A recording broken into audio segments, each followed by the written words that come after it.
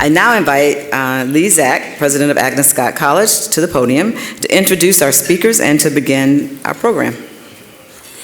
Thank you very much, Kathy. Good afternoon, everyone. I am delighted to introduce our two panelists for today, two distinguished members of our club. First, Kevin Greiner. Kevin has been president and CEO of Gas South since its inception in 2006. Gas South is a leading natural gas marketer in a 16-state service area with approximately $2 billion in annual revenue. A purpose-driven and culture-first company, Gas South has been recognized as a best place to work by both USA Today and the Atlanta Journal-Constitution. Kevin holds an MBA and MS from the University of Michigan and a BA from Wesleyan University. He is an avid tennis and baseball player, bicyclist, and music fan. An engaged community member, Kevin was named the 2021's most respected business leader by the Georgia Trend magazine, one of Atlanta's most admired CEOs by the Atlanta Business Chronicle in 2018 and 2021, and the recipient of the YMCA's Bransby Christian Leadership Award in 2025. Welcome, Kevin.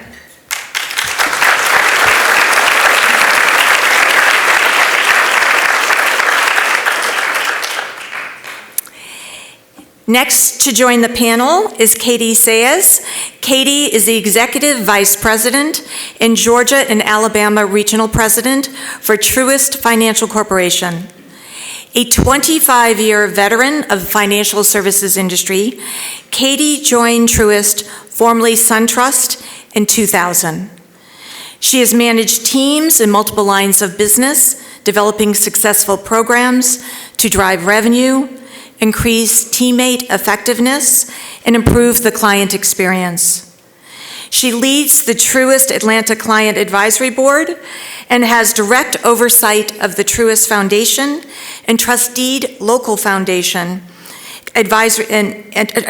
Trusteed Foundation Local Advisory Councils.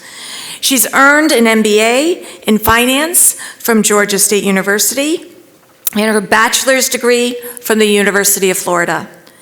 She's been recognized by the Georgia Hispanic Chamber of Commerce as a 50 influential Latino, by the Atlanta Business Chronicle as a 2024 Women of Business, by the Georgia Trend as a 500 most influential Georgian, and by the Atlanta Magazine as a 500 most powerful leader. Welcome, Katie. Will you both please come join me?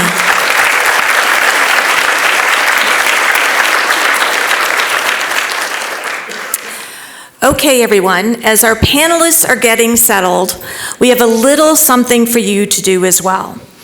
You may have seen on your tables something that looks like this. I'm going to ask you to get out your telephones and hover the camera, open up the camera, hover the camera over the QR code, or you can hover it, I was going to see if we have one on the screen, so it's on your table, the QR code. And open up the link to Slido. Okay, everybody there?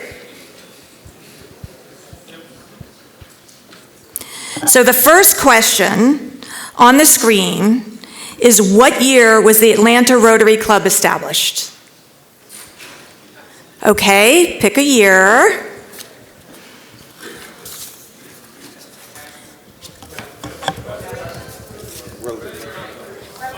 Rotary. Atlanta Rotary Club established. And while you do that, I'm going to sit down.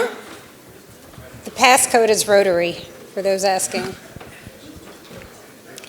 Okay, I'm testing you all. Do you have your answers in? Yes? Okay.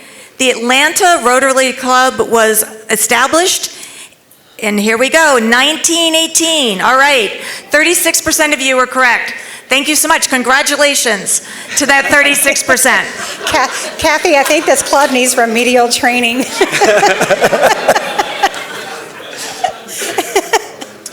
All right, keep those phones out because we're going to have more participation by you all. But I want to start this afternoon by setting the scene. We have amazing panelists from two different types and two different sized corporations. So we're going to start by learning a little bit about those corporations to set the scene. And I'm going to start with you, Kevin. Tell us a little bit about Gas South. All right, thanks, Lee. And it's so cool to be in front of all these great leaders. It's a little intimidating, too, I will tell you. I know that it's because I know all of you guys so well and admire everything that you guys do in your respective businesses. But a little bit about Gas South. The essence of our business is we connect consumers with producers of natural gas. We manage the transportation of that gas from where it's being produced to where we have customers. We serve customers in competitive markets, meaning markets where they can choose their provider. And that's a state-by-state, even sometimes a utility-by-utility decision in terms of how much choice is allowed in different markets. In Georgia, of course, our home state, you guys all choose probably your gas provider if you have natural gas at your home. And commercial businesses do the same. In other states, that choice can be a little bit more restricted to maybe say commercial customers, industrial customers, where we would also then seek to serve them. We have a big commitment to building a great culture. We'll talk a little bit about that. We've really tried to build our business around creating great opportunity for our team and being a purpose-driven company that we'll certainly get to as well. So that's a little bit about us. Lee? Fantastic. Thank you so much. And Katie, tell us about Truist. All right, so I haven't actually seen these slides. In all fairness, I'll disclose that I was in Portugal for the last week, so appreciate my team. Why are you laughing? Did I think most of you know Truist. Our roots here in the community go back 125 years. We're a top 10 commercial bank. We employ about 8,000 teammates across the state. Most of those are here in the metropolitan Atlanta area. And we work with all of you and your businesses and your organizations to help you manage your money, have access to capital, and manage wealth as well. You want me to elaborate more? Let's move on to culture. But before I turn it over to Kevin, Kevin talked about Gas South being a purpose-driven company. Truist as well is a purpose-driven company. Our purpose is to inspire and build better lives and communities. And I think that's very relevant on the conversation that we're about to embark on today, because being rooted in a purpose-driven company allows us all to have a framework behind this nebulous term of company culture. We're going to talk about culture in just a second, but I actually had to Google it. Like, what is culture? Like, what does that really mean? Because we use it almost flippantly. Like, it's very easy for us to talk about, culture in the terms of food or language or music, perhaps. But when you think about a business's or an organization's or a community's culture, it's really all based upon the feeling that we all have as participants in that company as well. And when you have an organization like Gas South or Truist that puts a stake out there of being a purpose-driven company, it allows us to all come from a same or a similar place. So we think about shaping that experience. Well, Katie, you set the scene very well, because we're going to ask everybody out in the audience to describe in 1 or 2 words, what is your culture? Katie just gave you the definition, so get out your phones, see people typing. We should have a word cloud coming up. We have 4 participants, 21, all right. Supportive seems to be dominant here. Inclusive. Community. Service. It's growing, different things to different people, looking at the word cloud. Okay, now I'm going to turn to Kevin. How would you describe the culture at Gas South? Well, I couldn't get it to 1 or 2 words. I don't think it would be hard, but I actually, my team's here, so I saw some that I actually thought of too. Caring and collaborative are absolutely 2. I would say also optimistic is something that I think of with us, ambitious and open. And I think that open is really important too. It kind of gets that notion of inclusivity where, you're really letting folks know what's really happening at the company. We work very hard at being purposeful in some of our communication, how we go about doing that. You'll see up on the chart here how we kind of define our culture, and we kind of break it down into 3 areas, purpose, mission, and values. We absolutely borrowed from Truist back when we started doing this in 2015. Truist is our lead bank, by the way, so which has really fueled our growth. And we think about purpose in terms of the why of the company, why we exist, really our guiding light for us, the North Star. And you can see that our purpose is to be a fuel for good. And deliberately multi-stakeholder by caring for customers and employees and elevating our industry and our communities. The mission, as I think of it, is really more about your brand promise. It's how you want your customers, your business partners to really think about you, which for us is to be the energy provider of choice. We only serve customers where they do have a choice. We serve in a very competitive business, and we do it around 3 principles of value, service, and simplicity. And that goes for whether we're serving a residential customer or a power plant that we're providing natural gas to on a wholesale basis. And then thirdly, and super important, are the values, and those are the hows, the types of behaviors that we hold ourselves responsible for and accountable for each and every day. And we have 5 of those that you can see as well, of do what's right, own it, serve others, be better together, and keep growing. And we really try to build those values into everything we do. In fact, when we do performance management, for a long time at Gas South, we just did 100% results-based performance evaluations. And we decided about 10 years ago, we really need to switch that up and have it be, yes, results are important. That's half of the performance evaluation. The other half is based on these values and specific competencies that underlie those to really bring the purpose-driven, values-based approach into everything that we do at Gas South.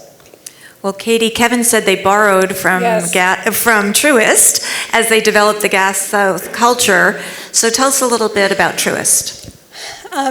Look, banking is a noble profession. Oftentimes, bankers get put in the same light as, no offense, my friends, lawyers or politicians or others. And but yet, when you can ground yourself and remind your team that what we're doing is we are inspiring and building better lives and communities. And oftentimes that's in the form of capital, like as Kevin mentioned, working with organizations like Gas South. Sometimes it's working, my good friend, I saw Amelia Nickerson in here earlier, with nonprofit organizations. Oftentimes, too, it manifests in the way that you enable your teammates and your philanthropic resources to really make a difference in the community as well. And we have many great examples of how we partner with organizations, whether it's Junior Achievement or the Woodruff Arts Center, and the way that you can make a difference in the community. The thing that I'll draw your attention to is our values down at the bottom. And if you look at the values here, are trustworthy, caring, one team, success, and happiness. And when we put this together many years ago as we became Truist, there was a lot of debate and discussion around this term of happiness as a core value for a for-profit organization. And I think it was a reflection of the fact that what we're doing should be joyful. It's not every day. We all have tough days at work. But most days, I spend more time at work than I do with my own family. So as a leader within this company, it's really important to me that I'm setting the example that I want to work with people who I like and who like me. Because when you build a culture of people who enjoy being around each other, you're going to inherently build trust. And when you build trust, you're building an environment where people can be more successful than perhaps the alternative. So that was the framework of purpose and how I think it manifests into building a company culture. You've described your cultures, and people may be asking themselves, how does this apply to me? Or when should one focus on culture in particular? What were particular turning points in the history of your organizations that you really buckled down and said, we need to focus on culture?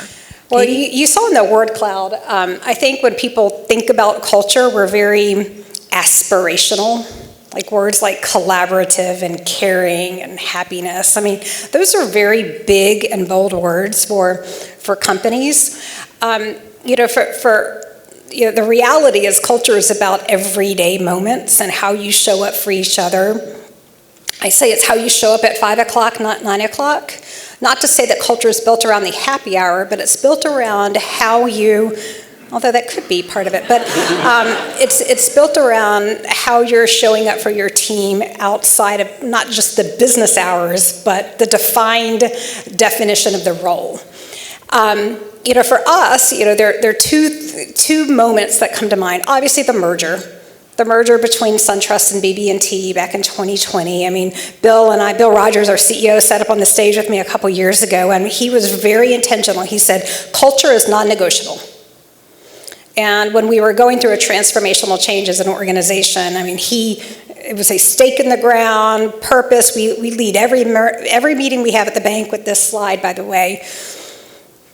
The risk that you run when you are so intentional with it is that it can become inauthentic. And I think that's where it takes us as leaders to create that balance between being overly intentional. The other example I share is this period that we're in right now, certainly in banking, and I'll speak for Truist, is we're just in this incredible growth mode right now. I mean, Samantha, Sam, where are you? I mean, you're about to open 25 branches here in Georgia, and I think, in periods of growth, you got to get the culture part right too, because you can't rest on what got you here to take you forward. And like you, PNC, Truist is like PNC, we have so many new people at our organization now that you can't assume, you have to over-communicate, you have to say it over and over again, recognizing the balance that when you say it too many times it's inauthentic. Yeah, I would say we had 2 times at Gas South where we really started to lean into culture. The first was back in about 2012. When our company went through some very big changes. So we're owned by Cobb EMC, Cobb Electric Membership Corporation, one of the leading electric cooperatives in the country. The first 6 or 7 years were very difficult for us. For those of you that were here back then, our parent company experienced some significant challenges, financial, governance, ethics. And so for the first few years, and David and Greg remember this because they were part of that, I mean, it was just keeping our heads down, keeping our nose clean, get what we needed to do, pushing back when we needed to on certain things that we were asked to do because we knew that there was, a better way for us to move forward. In 2012, a new board came in at Cobb EMC, a reformist group, and they basically challenged us to continue to drive our business forward, but to absolutely do it the right way. They wanted to invest in the business, they wanted us to grow it, and they wanted us to really take control of the operations of the business. That was a huge opportunity for us. It's one we really leaned into. And we realized, okay, now's the time to really take on that challenge. We need to define the type of company that we want to be, and that culture was no longer going to be imposed upon us. The new board was saying, you guys define it. You guys decide how to run the business. We insourced a lot of things that we had originally outsourced. We started to directly employ folks that we were getting services from in the past from our parent company. So all of that really changed things, Lee, opened up a world of opportunity. And to do it well, we knew we needed to define our culture really effectively.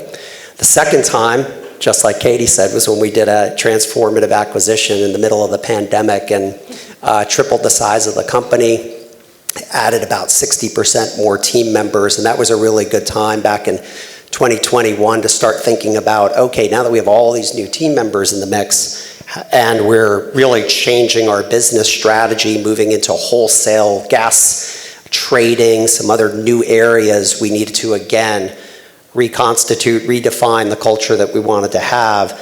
We kept the purpose of being a fuel for good, but came up with a new mission statement as well as values to really incorporate the type of company that we now were and wanted to be as we move forward.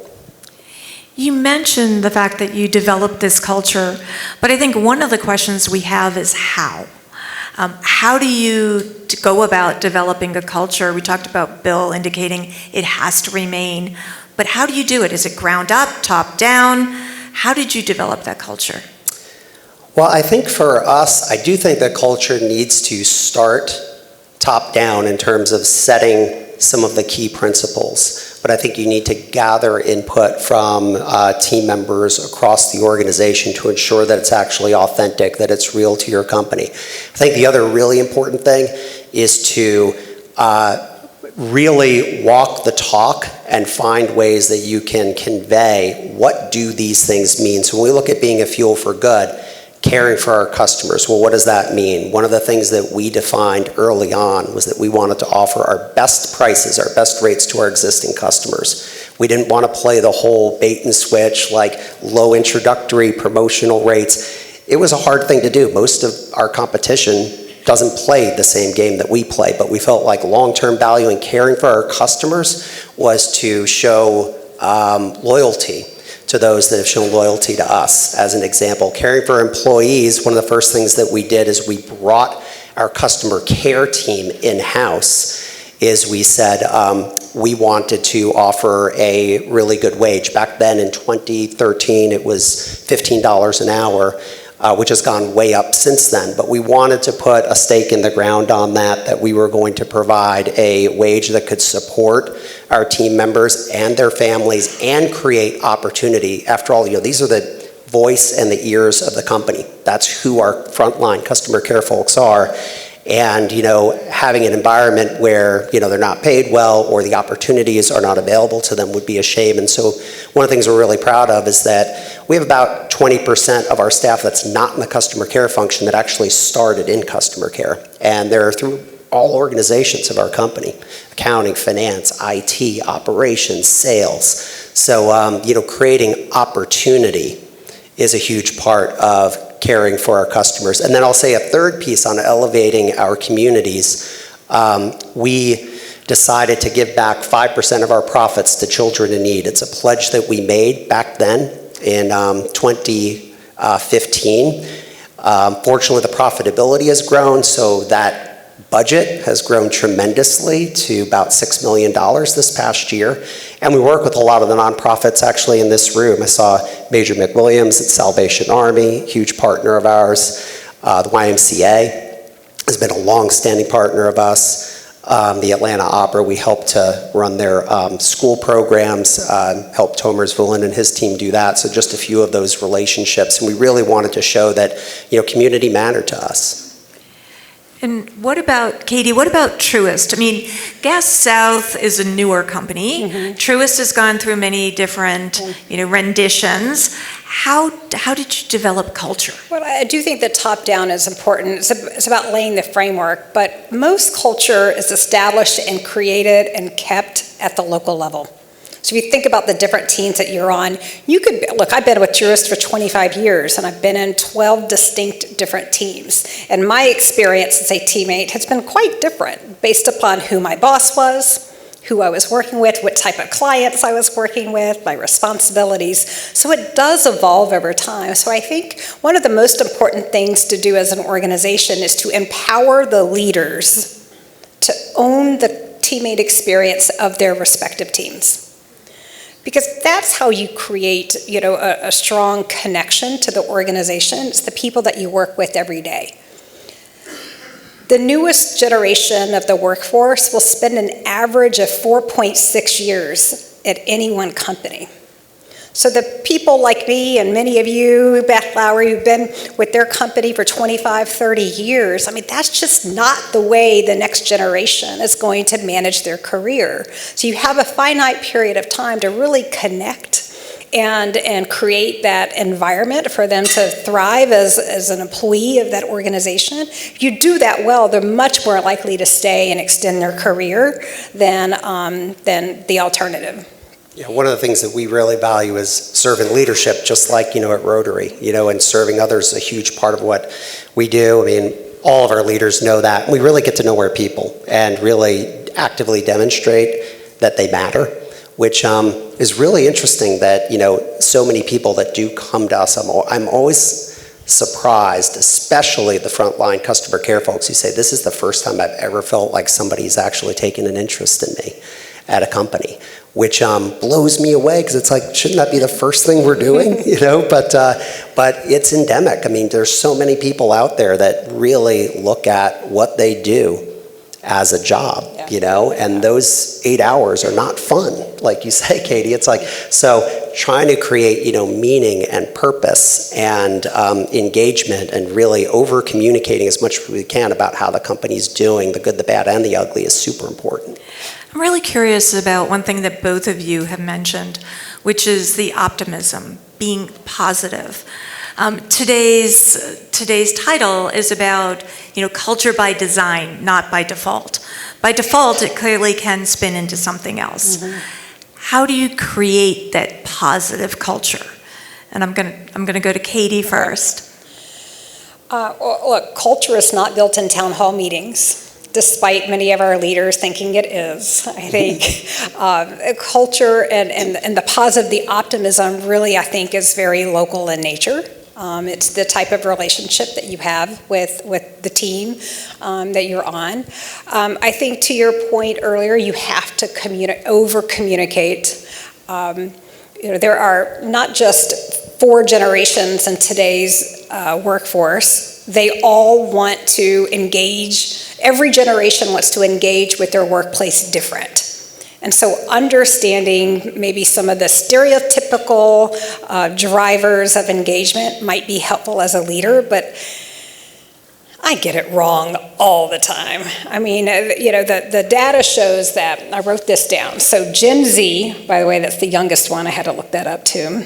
They value flexibility, mental health, social impact, and purpose. Millennials value feedback, career development, and an alignment between their personal and company purpose. Gen X, which is what I am, known as the bridge generation. Apparently, I value autonomy and pragmatism. And some of you old timers, the baby boomers, you value stability, loyalty, and legacy. But I think that, when you say you gotta go build a culture, what I value and what works for me isn't necessarily what works for BJ. And I think that's the hard part of leadership, of creating the culture. Now, one simple thing that you can do is ask, right? What matters most to you? And then take that feedback. One of the things that I know is that the youngest generation, Gen Z, they really value face time with leadership. I don't. So trying to get that right. But what I do know is, don't tell my boss, James. James is a member of my team as well. He doesn't value face time with me either, do you, my friend? But I would love to hear ideas of like the tangible things that we can do as an organization or as a leadership team to actually build culture, because it's something that we all really strive to balance. It's, do you do the happy hours? Do you create, this environment of town hall, the over communication? Do you communicate by email? It's so much more efficient. Do you, one thing that I know is so valuable to I think every generation is flexibility. So when you can create an environment where flexibility is not just tolerated, but celebrated, I think that goes a long way. Yeah, I would say as far as positivity goes, it is absolutely leaders' job to be positive and optimistic, but it's also really important that we're realistic. Yeah. And that we're letting people know what's actually happening and what the company's not doing as well as it could. And we certainly try to do that at Gas South too, because otherwise the optimism just lands on false ears or deaf ears. Early in my career, I worked at Enron. Okay, Enron was a highly optimistic geez. company. They also had a few ethics challenges. Learned a lot of things about I did how... not put that in your bio. I just want to mention. And I learned a lot there, but I also learned a lot about what not to do if I was ever in a position of leadership. But getting back to the optimistic piece, Emmer was highly, highly optimistic and also extremely unrealistic about what its actual strengths and weaknesses were. And ultimately, it came crashing down. So ensuring that, you're really setting the right types of goals, right types of measures, and acknowledging, failure. In fact, celebrating it. It can be a very, very strong way to build a good culture. It's hard to do. I don't always like doing it. My team knows that. I'm always like, we have to celebrate failures. How about we just acknowledge them and say, hey, we learned from that. But I think the celebration piece is actually important and can be extremely compelling too. Well, Kevin, that leads into the next question for the group. So once again, if you could look at your phones, the Slido app, and you should have the question, in your opinion, what's the biggest reason organizations struggle to build culture? And this one's multiple choice.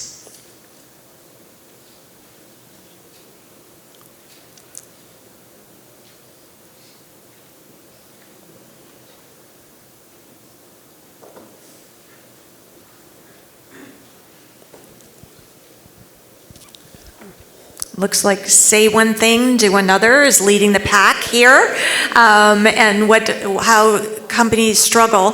So I'm going to turn to you, Katie.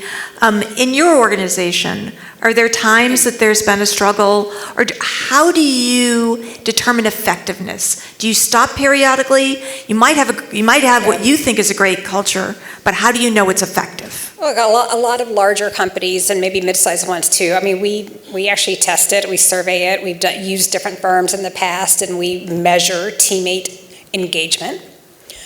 You put a number behind a series of questions. At a point in my career, I was actually paid on the engagement level of my team. We don't put that as a direct part of bonus today, but it's a way to think about how do you link together the role of a manager, the role of a leader of a team with the engagement of the team.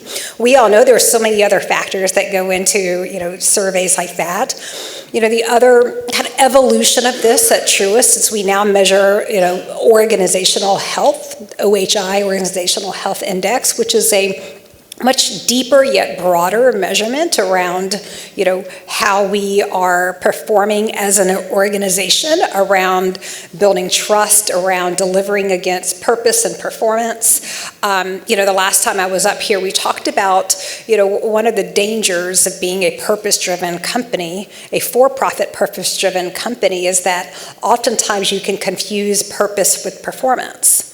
And what I said back then, I still believe today that these are not antagonistic or mutually exclusive ideas as a for-profit company. You can be purpose-driven, but yet also be focused on performing and delivering for your stakeholders, like our shareholders and our teammates and our clients as well. So, what was the question again? So were there times that struggled, and do you measure effectiveness? So I'll wrap it up on the organizational health. I think it's an evolution of a company that over time and at different periods of your life cycle of an organization, you might lean more into, one-on-one direct feedback versus a measured teammate and employee engagement score versus perhaps a broader organizational health of your strategy. I'm going to ask the same of Kevin as well, but also, and maybe we'll circle back to you, Katie, do you have a concrete example of a time that culture really made a difference to the performance of the company? But I'll go to Kevin. Generally, were there times of struggle, and what did you do? Well, yeah, absolutely. I mean, culture is something we always have to be working on. We always have to be getting better. We always have to be asking people how we're doing. We do a couple of surveys as well, like Katie does, one Gallup, one the AJC's Energage survey, which measure different things. and get at different aspects of how people are feeling about the company and the level of engagement that they have with us. The other thing that we like to do is every one of our leaders has listening sessions with their teams. And it's a no-holds-barred conversation on, hey, what do you think is going well? What do you guys think isn't going well? How can we improve things? And they can be very humbling experiences for our leaders, I think, at times, because we really try to cultivate open communications where people feel like I can speak my mind and I can say what I love about my job, but also what I really don't like about it very much, and where I feel frustrated and held back. And I think those are where you really get the big reveals and where you can then really pivot. And that alone, it helps you to build your culture, but that's also about culture building right there. Because you're saying, tell us how you guys are really feeling and how we can get better. And I'm going to circle back, and an example I would give with respect to culture and success is, you can read the fact that you have boards that are inclusive, have better results. So inclusive, being inclusive could very much be part of a culture.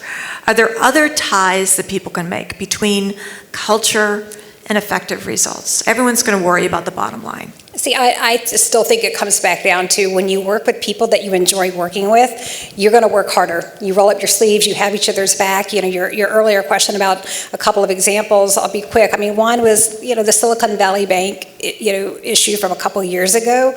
In moments of crisis like that, you really learn a lot about your company that you work for, and it's a moment to reflect upon the culture that you've created. For me personally, earlier this year in the spring, I had some pretty traumatic things happened to me personally and my family, and the way that my teammates, my coworkers showed up for me. I think it's a reflection upon the culture and the connectivity that is created when we're at work. So I invite any Rotary members who have questions to please come to the mic. And as we have people coming to the mic, one last question. How long does it take to make change? Ooh, that depends. It depends how big a hole you're already in, I guess, sometimes as far as culture goes. I think that the key is staying on top of it and constantly not letting yourself get to a place where culture has dipped. And, because it is really hard to recover from the dips. So I think, as long as you're continuing to stay focused on it, it can happen very quick and you can make those tweaks very, very quickly. And that's what we've tried to do, I think, at Gas South when we realized that we're, taking a little dip. We had one in 2019 where the company wasn't performing as well as we hoped it would. And we made some pretty big, significant shifts back then organizationally, structurally to get us back on track. I think you just have to always stay on top of things. Well, McKinsey says 18 to 24 months, because I did look that one up. But look, I think it's the same as Kevin said. It's like marriage. When do you say you have a good marriage? Well, it's not about a point in time. It's about constantly, investing in that relationship. Culture is the same way. It never stops. Thank you for your authentic comments this afternoon. With more people working remote today, how do you establish, create, and maintain a culture in your organization, particularly from a collaboration standpoint? I work with construction people on a job site. It's a different world. You're face to face with people. But people who are working out of the home office, both engineers, project controllers, and so forth, a lot of people have stayed remote after COVID. So it's that issue of establishing culture has become more of a challenge since COVID. Yeah, it is definitely a challenge. I'm a big believer in hybrid. So I actually was a 5-day in the office sort of guy before COVID, but coming out, I felt like actually hybrid works. We also don't have a one-size-fits-all strategy. We recognize that there is a lot of diversity in terms of the work that people do at the company, and so we have different expectations around, how many days in the office is the right balance, while always retaining that, flexibility and some personal autonomy to, make good decisions. The autonomy has to be conscientious. because you can't just be thinking about yourself. You got to be thinking about, hey, is this good for my team? Is it good for the company? Is it ultimately good for my personal growth and development as well? So it's a balance. We're still working through it to make sure that we have, the proper level, the right mix of in-office and at-home work. We also have a much more distributed workforce coming out of COVID. We did a few acquisitions. We've got a lot more fully remote employees. We now have 3 offices instead of just 1. So all of those new realities also cause you to have to be really intentional about how do we bring people together on what intervals, how do we use online tools like Teams to ensure that people do stay connected even though they're not in the same, proximate location. So those are some of the things that we've tried to do. I don't think we figured it out entirely. We are still obviously, absolutely a work in progress, but we are trying to continue to drive our, culture forward despite having more at-home work and a more distributed team. Good answer. My question has to do with career advancement and succession planning. I didn't see that on any of the slides that you had.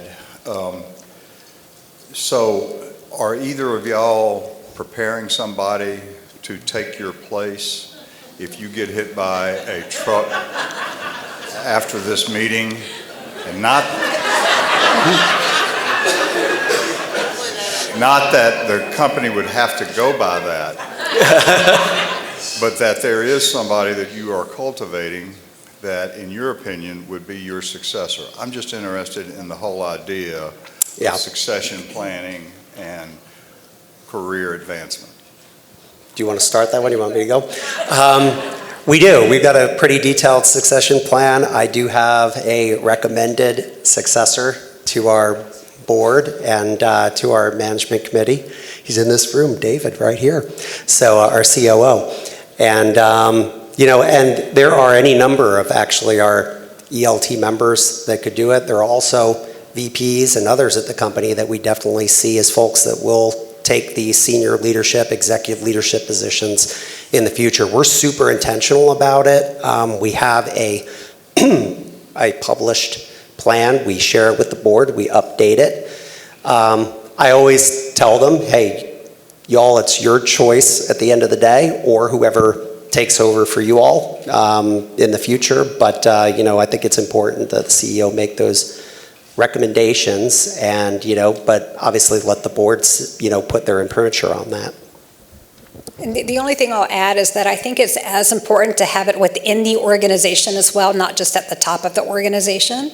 A practice we run is around succession planning, ready now, 1 to 3 years, 3 to 5 years plus. And it's a way to help us think about what are the skills, the attributes, the readiness of individuals, and what can we do to make sure that we're helping them progress in their own career. We have a mentality at the bank that, that career development is employee-owned, manager-enabled, or teammate-owned, leader-enabled. I think that's really important. The other thing that's really I feel very passionately about is within the organization I have the word poaching. You're not allowed to use that word because we are all responsible for each other's talent. And Lex, who's on my team, if Lex raises his hand or in a discussion we talk about other roles within the organization that he'd be interested in, it is my job as a leader to help enable and make that happen. And so this concept that someone's going to go work, to another team and sometimes even to a competitor, that's not, when you have that attitude that it's poaching or a negative, we are not supporting our teammates in their own growth. So I think that succession planning goes into the same conversation about what do you want to do next, not just what does the company need from you. Thank you. I think it's interesting, succession planning, it can be a very awkward conversation for a lot of companies. We try to make it more natural, and I always say that we have a number of executives at Gas South that could absolutely take my place. And that should be something to be celebrated. And, If it's not David, it might be Jamie, our CFO. It could be Greg, our VP of Customer Operations, who's here. Jenny on VP of Customer Care. Solomon is also our VP of HR and Community Affairs. All those folks have absolute, potential to, be that senior leader at the company one day. And it's, I think that's good. And each of them, by the way, every single one of them have their own succession plans and say, these are the people that I see as the folks that would ultimately, that we need to invest in to take my spot one day. I think that's a really important thing to do. It is awkward. It absolutely is. But I think it's one of those things that you just got to get more comfortable with. We weren't always there. It's probably something we've done over the last 5 years or so, but I think it's made us a stronger, more resilient company. Leona? Katie and Kevin and Rotary members, I have a difficult time in dealing with what you're saying. I don't disagree. What I am trying to get to a point of, and maybe it's a conversation I need to have with the two of you, how do you measure productivity? How do you identify the people who stand out? How do you manage the pay scale? I have just 1,000 questions. And Sounds like we have another Rotary topic. You painted a rosy picture, and you've also acknowledged that it is difficult. But I'm not there. I can't get with you. I can't hang with you. And so I'm just trying to understand. You have someone that's working from home, someone that's coming in, and I know you give them the options.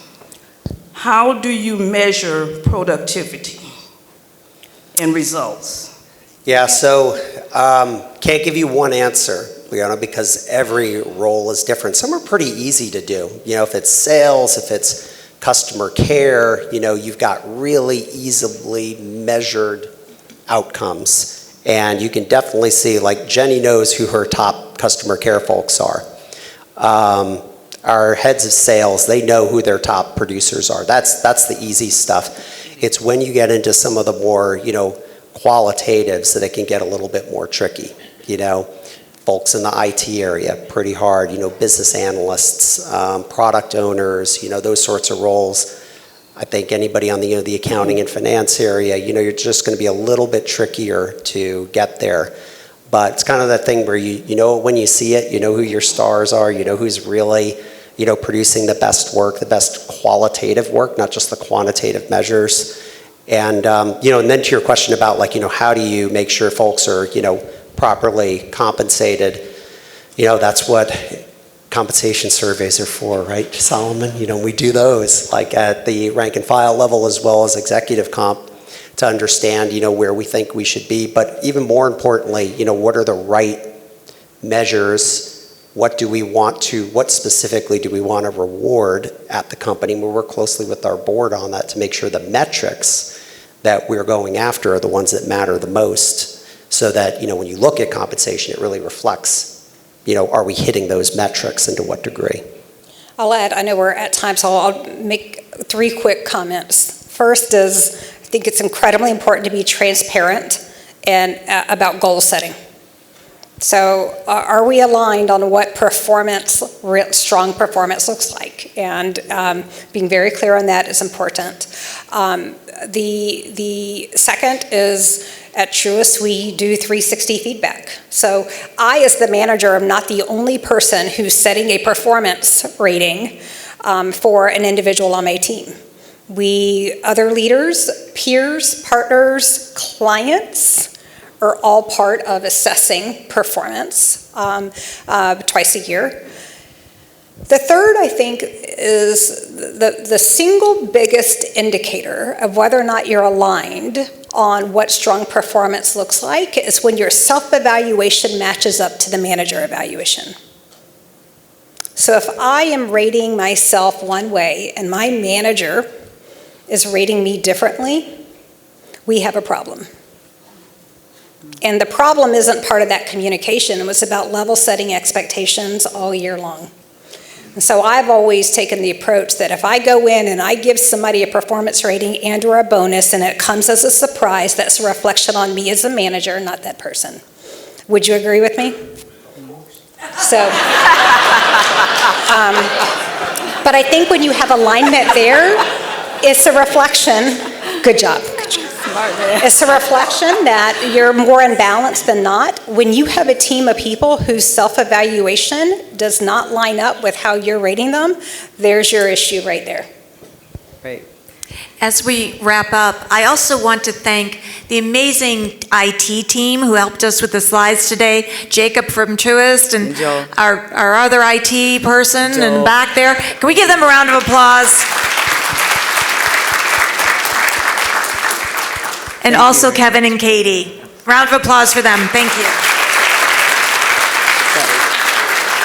So Kevin, Katie, Lee, thank you very much for a wonderful program. You too, be careful of trucks as you're leaving here today. Reminder, there is no program next Monday because of Columbus Day, and on the 20th we'll have two guests that will be helping us talk about women's health, and we will be recognizing the fact that World Polio Day is October the 24th. So we are adjourned. Thank you.